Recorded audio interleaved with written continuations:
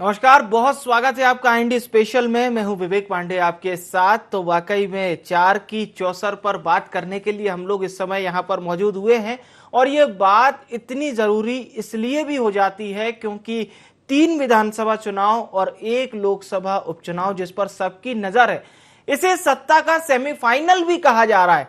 हालांकि इसके परिणाम से सरकार की सेहत पर कोई असर नहीं पड़ेगा, लेकिन एक लिटमस टेस्ट के तौर पर देखा जा रहा है क्योंकि 23 से पहले दोनों ही दल ये चाहेंगे कि जनता का समर्थन इस तरह से अर्जित किया जाए और जनता के बीच में एक पैठ बनाने के लिए इस रिजल्ट का खासा दारोमदार होगा।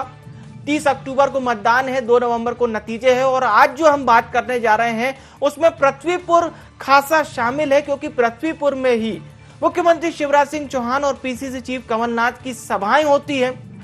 मुख्यमंत्री शिवराज सिंह चौहान कमलनाथ पर निशाना साधते हैं तो कमलनाथ भी पलटवार करते हैं। वो कहते हैं कि पहले 16 साल का हिसाब दीजिए साहब, उसके बाद हम 15 महीने की बात करेंगे। तो ये वार पलटवार का दौर चल रहा है, लेकिन किस तरह से सियासत गर्म हो रही है इसको हमें देखना होगा, इसे हमें समझना होगा। सबसे पहले आपको सुनवाते हैं मुख्यमंत्री शिवराज सिंह चौहान ने क्या कुछ कहा और उसके बाद क्या कहना है पूर्व मुख्यमंत्री कमलनाथ का, क्रमवार आपको सुनवाते हैं।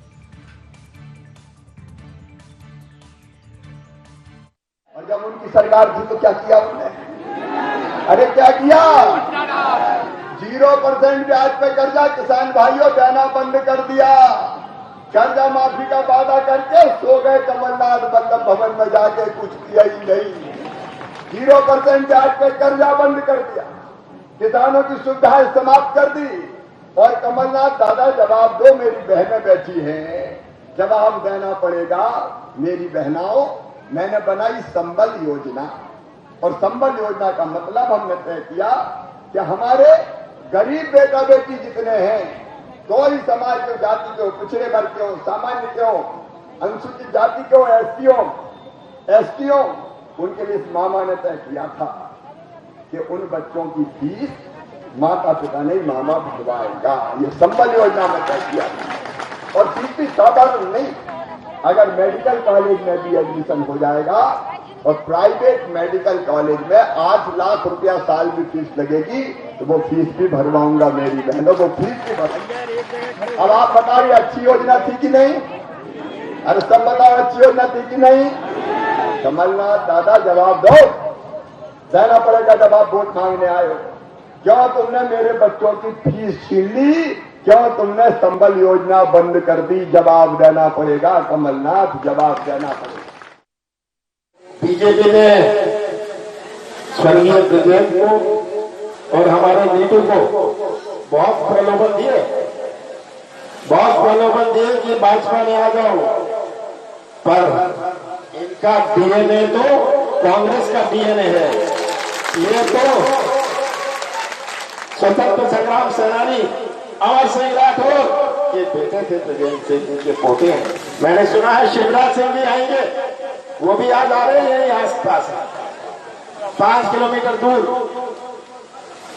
मैं तो शिवराज सिंह से एक ही बात कहता हूं कि आप जनता को हिसाब दे दीजिए अपने 16 साल का। ये जो बेरोजगार नौजवान है इनको हिसाब दे देना। आप तो ये किसान है, आप जो किसान है इनको हिसाब दे देना। तो अपने अपने तरीके से हिसाब मांगा जा रहा है। हिसाब इस बात का कि दूसरे ने क्या किया, हिसाब इस बात का भी है, बताने का भी है कि हमने क्या किया। खैर, वजह अपनी अपनी, हिसाब अपना अपना। चलिए और विस्तृत से इस 4 की चौसर को समझने की कोशिश करते हैं। जो मेहमान हमारे साथ जुड़ रहे हैं उनका परिचय आपसे करा देता हूं। हमारे साथ स्टूडियो से हमारे आउटपुट हेड आकाश सेन जी हमारे साथ जुड़ चुके हैं। चेतन सिंह जी और फिरोज सिद्दीकी जी क्रमशः बीजेपी कांग्रेस से अपना अपना पक्ष रखेंगे। आप दोनों सम्मानित प्रवक्ताओं का बहुत बहुत स्वागत है इस कार्यक्रम में। सबसे पहले मैं शुरुआत चेतन सिंह जी से करना चाहूंगा। चेतन जी, प्रदेश सरकार के मुखिया शिवराज सिंह चौहान के सवाल पर बोले हैं कमलनाथ जी। उनका कहना है कि पहले आप अपने 16 सालों का हिसाब दें और भी कई सारी चीजों की उन्होंने वहां पर तमाम चीजें गिनाई। चाहे उनका यह भी कहना है चेतन सिंह जी कि हमसे सवाल किया जा रहा है, हम उसका जवाब देंगे, क्रमबद्ध देंगे, लेकिन पहले आप जवाब दीजिए। मतलब ये तो सवाल जवाब वाली चीज फिर से दोबारा हो गई। देखिए, डाल डाल पात पात का गेम है। तू मेरी नहीं के मैं तेरी नहीं कहूँ, लेकिन जनता और लोकतंत्र बहुत समझदार है। हमने 16 साल में क्या किया है ये प्रदेश की जनता जानती है, बखूबी जानती है। 2003 का मध्य प्रदेश हमको कैसा मिला था बताने की आवश्यकता नहीं है कि बिजली नहीं, पानी नहीं, सड़क नहीं, स्वास्थ्य नहीं, शिक्षा नहीं, रोजगार नहीं, और बेरोजगारों के लिए तो मध्य प्रदेश में कोई जगह भी नहीं थी। और कृषि का तो ये हालत था कि लोगों ने कृषि से अपना मुंह मोड़ लिया, क्योंकि बिजली नहीं, पानी नहीं, सड़क नहीं, कैसे होगा। माननीय शिवराज सिंह चौहान जी जो भाई साहब जो कह रहे हैं, कहा है कि आप जब सरकार में थे तो आपने बताओ ना क्या किया है। अगर आप ये सारी चीजें करके जाते तो हमको ये सब नहीं करना पड़ता। संबल योजना जो मुख्य रूप से गरीब लोगों के लिए योजना थी, आपने उसमें किस तरह की बातें की कि भारतीय जनता पार्टी के कार्यकर्ताओं के लिए, भारतीय जनता पार्टी के नेताओं का रोजगार है। अरे हम जन सेवा के लिए आए हैं, हम किसी परिवार की सेवा की खातिर राजनीति में चल करके नहीं आए। आज कांग्रेस कहती है बेरोजगारी फैल रही है, देश में महंगाई फैल रही है। ये देश में महंगाई माना कोविड के कारण है, लेकिन देश में बेरोजगारी का मुद्दा उठाने का कांग्रेस का नैतिक धर्म नहीं है। कांग्रेस के यहाँ बेरोजगारी का तात्पर्य तो केवल इससे है कि उनका गांधी परिवार सत्ता की चाशनी से बाहर हो गया तो बेरोजगार हो गया। आप इतने दिन मलाई खाते रहे सरकार में बैठ करके, तब आपको इस बात को समझ में नहीं आया कि मध्य प्रदेश में भी करोड़ों युवा हैं जो नौकरी के लिए प्रयास कर रहे हैं, करोड़ों ऐसे बेरोजगार हैं जिनको स्टार्टअप या किसी अन्य योजना के माध्यम से हम इनको रोजगार दे सकते हैं। अगर ये देते तो आज हमको कहने की आवश्यकता नहीं पड़ती। ये तो दूर के ढोल इन्होंने बजाते गए। 2018 में जनता इनके झांसे में आ गई। हम सबका लोन माफ कर देंगे, हम हर बेरोजगार को 4000 रुपए का महंगाई भत्ता देंगे, हम सबकी शादियां कराएंगे, 51,000 रुपए का अनुदान आपको देंगे। तो आज जो आप हालात क्या है। ठीक, फिरोज सिद्दीकी जी, चेतन सिंह जी तो कह रहे हैं सर कुछ काम किया हो तो वो बता दीजिए, और बीजेपी के लोग तो जनसेवा करने आए हैं, परिवार सेवा नहीं करना चाहते। अब क्या ऐसा मोदी जी भी कहते थे कि 70 साल में देश में कुछ नहीं हुआ, और जो हुआ था 70 साल में देश में वही वो बेच रहे हैं, वो बेच के रोटी खा रहे हैं रोज। ये हकीकत है। ये बात पूछिए शिवराज सिंह जी कौन सा पावर प्लांट लगाया मध्य प्रदेश में उन्होंने।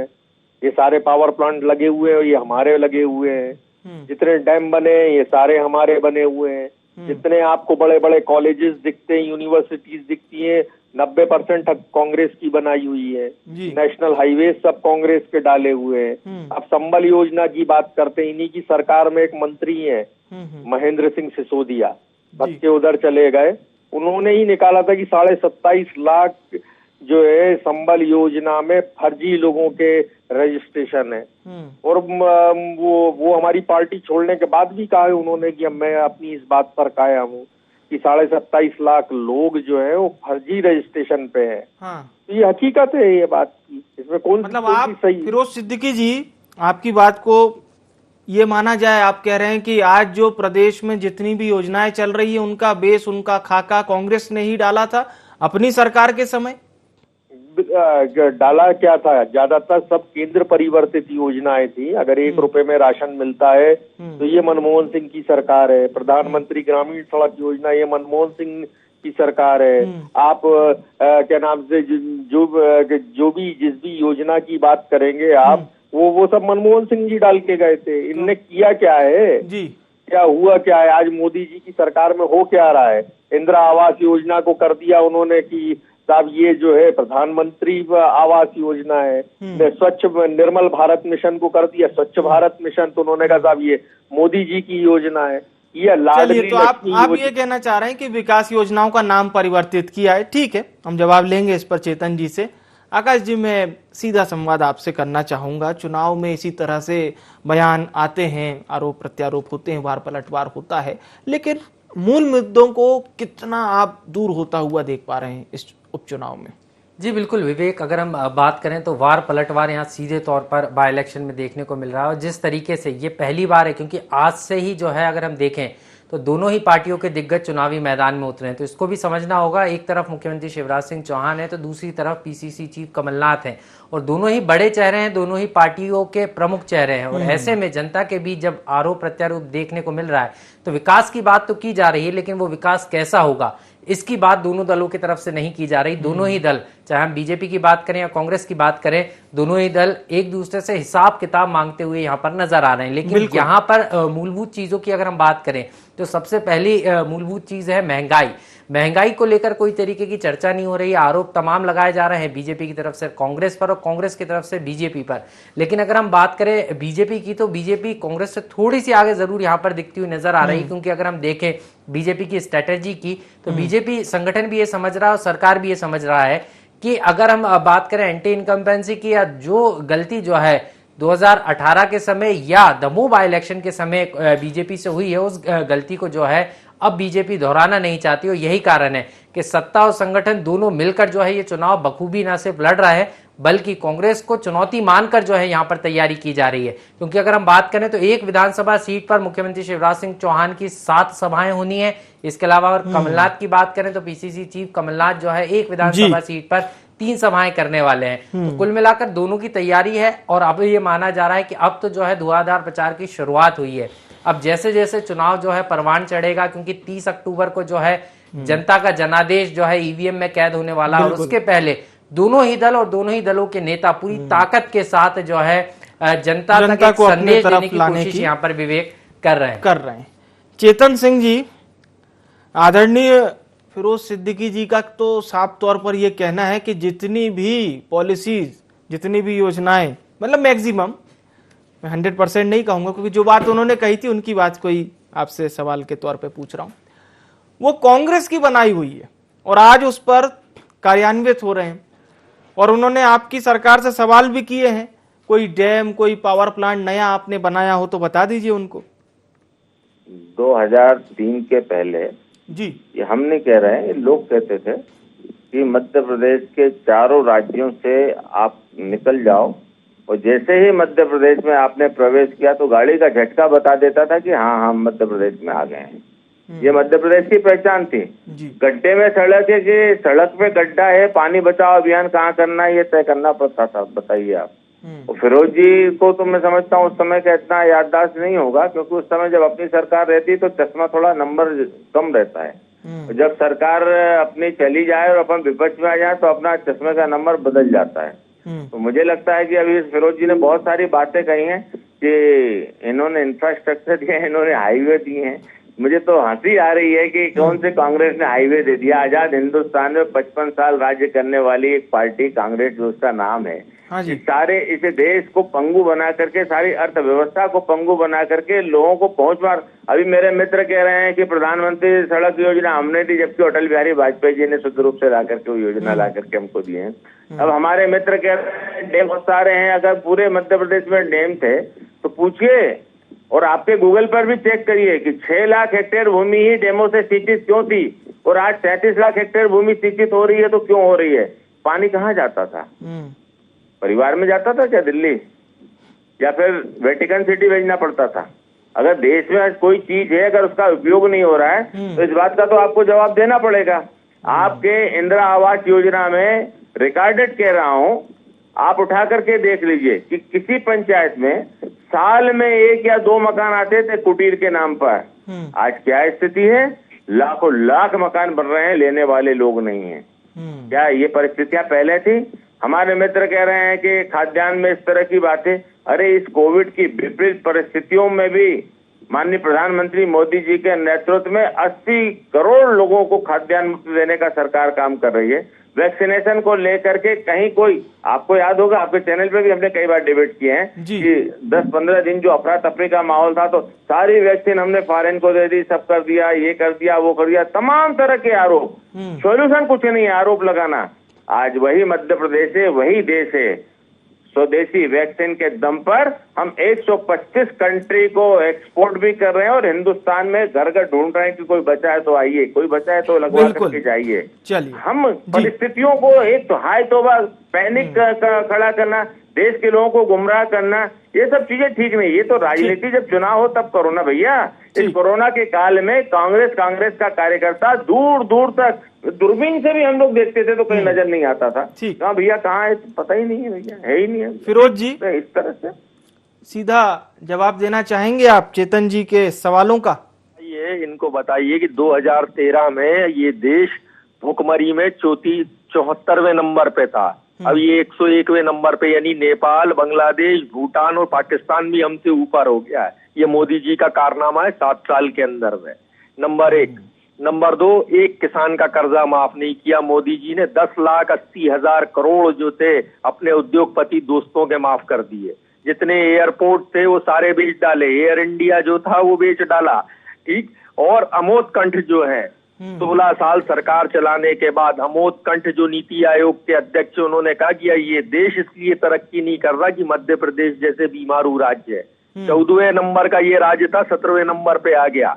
पेयजल की समस्या में सबसे खराब परफॉर्मेंस मध्य प्रदेश का, ये मैं नहीं कहता, नीति आयोग कहता है। मुझे नहीं पता कि ये नीति आयोग जो है ये मोदी जी से नाराज है या भारतीय जनता पार्टी से नाराज है या शिवराज सिंह जी से इनकी व्यक्तिगत है, ये हम तो कहते नहीं है। भारतीय जनता पार्टी जो है, हम लोग, हमारे नेताओं ने टैंकर बुला के दिए हैं ऑक्सीजन के, ये तो आप लोगों ने खुद ने दिखाया है। हमारे मित्तल साहब जिनके रायगढ़ में प्लांट है, उन्होंने प्लांट से अपना टैंकरों से ऑक्सीजन भिजवाया, ये तो आप लोगों ने देखा। मध्य प्रदेश में तो लोगों को मौत के मुंह में झोंक दिया सरकार ने ऑक्सीजन की कमी से, किसी को मुआवजा नहीं दिया कोरोना का।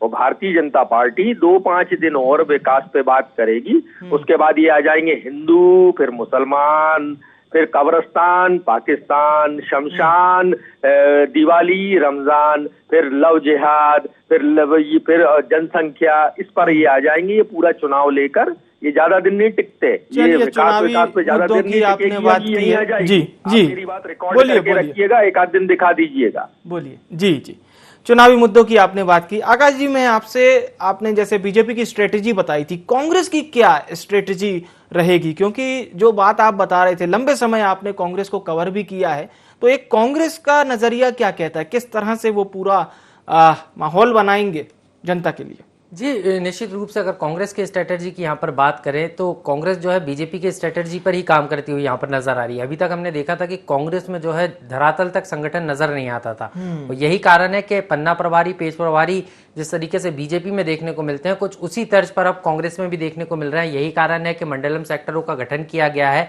और कांग्रेस की भरपूर कोशिश और कांग्रेस की प्लानिंग भी यही है, विवेक के किस तरीके से स्थानीय स्तर पर जो है चुनाव लड़ा जाए। यही कारण है कि पीसीसी चीफ कमलनाथ की सभाएं यहाँ पर कम रखी गई हैं, 3-3 सभाएं एक विधानसभा सीट पर। इसके अलावा अगर हम बात करें लोकसभा सीट की तो 6 सभाएं लोकसभा सीट के लिए रखी गई हैं।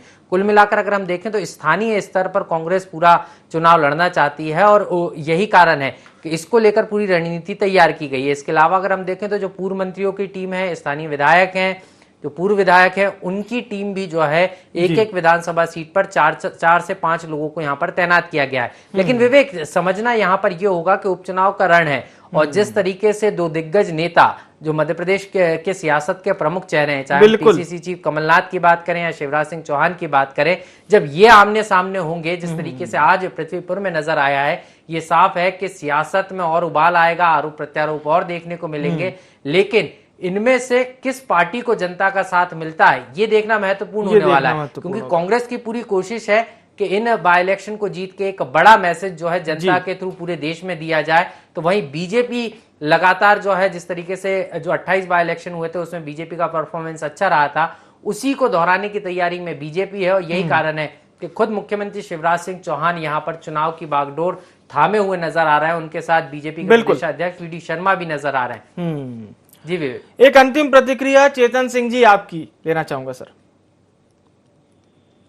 जी चेतन जी। देखिए, भारतीय जनता पार्टी अपने विकास के रोल मॉडल पर, गरीबों की सेवा पर, माननीय मुख्यमंत्री शिवराज सिंह चौहान जी के उनकी अपनी छवि पर, और सच में अगर जनता का किसी को सेवक देखना है तो मैं तो सारे देश से कहता हूँ कि मैं मध्य प्रदेश में आकर के माननीय शिवराज सिंह जी से मिले और समझे कि कितनी सरलता, सादगी के साथ जनता की सेवा की जाती है।